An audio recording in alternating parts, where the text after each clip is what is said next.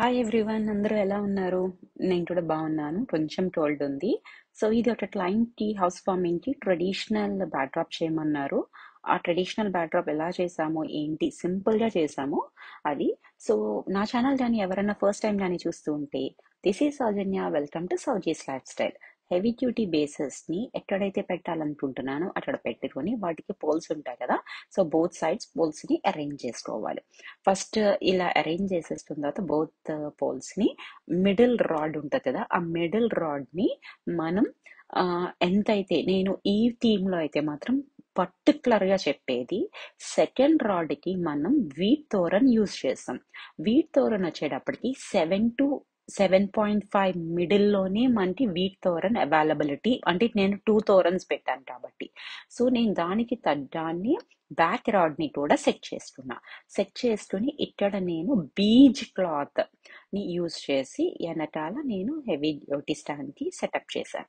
So ముందు నన్ను ఆ క్లాత్ వచ్చేటప్పటికి 10 feet వైడ్ కాబట్టి నేను సైడ్ కి మిగిలినంత అరేంజ్ చేశాను. ఇప్పుడు నేను బ్రాకెట్స్ ని తీసుకొని బ్రాకెట్స్ ని నేను వాటిల్లోకి పెట్టుకుంటున్నా.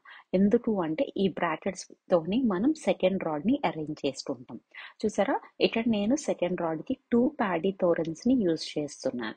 2 ప్యాడీ తోరన్స్ ని కూడా జిప్ టైస్ వేసి చేస్తున్నాను. ఎవరైతే డాలస్ లో నా డెటార్ సర్వీసెస్ ని యూజ్ చేసుకుంటారో వాళ్ళు కానీ రెంటల్ కానీ తీసుకెళ్తే ఇదంతా నేను సెటప్ చేసి వాళ్ళకి కార్లో లోడ్ చేస్తాను.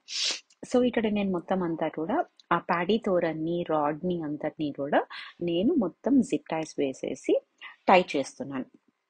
సో ఎక్కడ రాడ్ అన్నది కనిపించకుండా ప్యాడీ తోరన్తో. సో ప్యాడీ తోరన్ ఎంత అయితే ఉందో మన రాడ్ కూడా, అక్కడ మీకు లాట్ ఉన్నా లాట్ లేకపోయినా కూడా you have to do it. అదే థింగ్ బ్యాక్ రాడ్, అదే ఇందాక మీకు చెప్పింది, అది ఒక్కడే ట్రికీ థింగ్.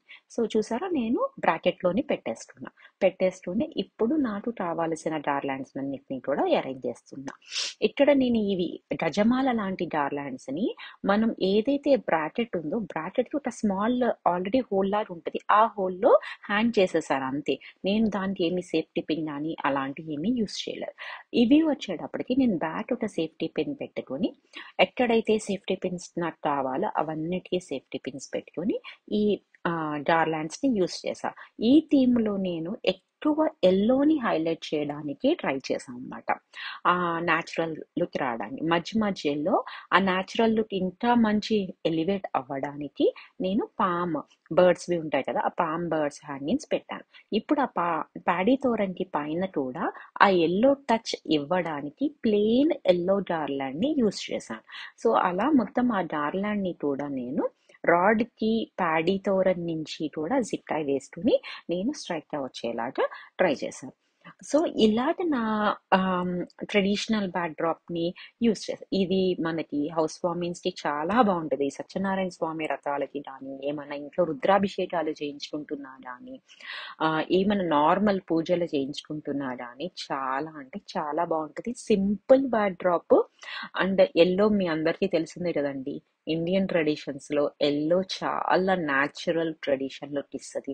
దాంతోపాటు ఇందులో మనం న్యాచురల్ వీట్ తోరన్ వాడాము. ఆ బ్యాక్ డ్రాప్ క్లాత్ కూడా న్యాచురల్ లుక్ ఉండడానికి మేము బీజ్ ని యూస్ చేసాం. సో చాలా బాగుంది. సో నాకు కావాల్సినంత హైట్ ని పై లేపేసిన తర్వాత ఇక్కడ నేను చేసింది ఏంటిదంటే, ఇప్పుడు మనం 10 feet వైడ్ ఉన్న క్లాత్ ని తీస్తున్నాం, దాన్ని మనం 7.5 యూస్ చేసాం రాడ్ ని. సో నేను ఇక్కడ ఏం చేశానంటే, బైండింగ్ వైర్, చాలా థిన్ వైర్ ఉంటుంది, ఆ థిన్ వైర్ ని నాకు ఎంతైతే కావాలో మిగిలిన క్లాత్ ఏదైతే ఉంటుందో దాన్ని డైరెక్ట్ గా ఆ థిన్ వైర్ సూదిలాగే ఉంటది కొంచెం చూడు, అది మనకి క్లాత్ లోకి మనకి దిగుతుంది. మనకి నీడిల్ కానీ ఏమీ అవసరం లేదు, డైరెక్ట్ గానే దించితే క్లాత్ లోకి దిగుతుంది. అప్పుడు బోత్ సైడ్స్ బ్యాక్ కి ట్విస్ట్ చేస్తే ఆ క్లాత్ అక్కడ మీకు స్ట్రైట్ గా నిలబడిపోతుంది. సో చూసారా, ఇక్కడ నేను క్లాత్ ఎంతైతే ఉందో అంత క్లాత్ ని కూడా ట్విస్ట్ చేసి అన్ని సైడ్స్ ని అలా ట్విస్ట్ చేసుకొని రెడీ చేస్తున్నా. అప్పుడు మనకి ఫిట్టర్ షీట్ లాగా కూడా వస్తుంది అనమాట. ఇంతే. ఇలా కానీ మీరు కానీ తయారు చేసి ఉంటే ఎలా వచ్చిందో చెప్పండి. Thank you for watching.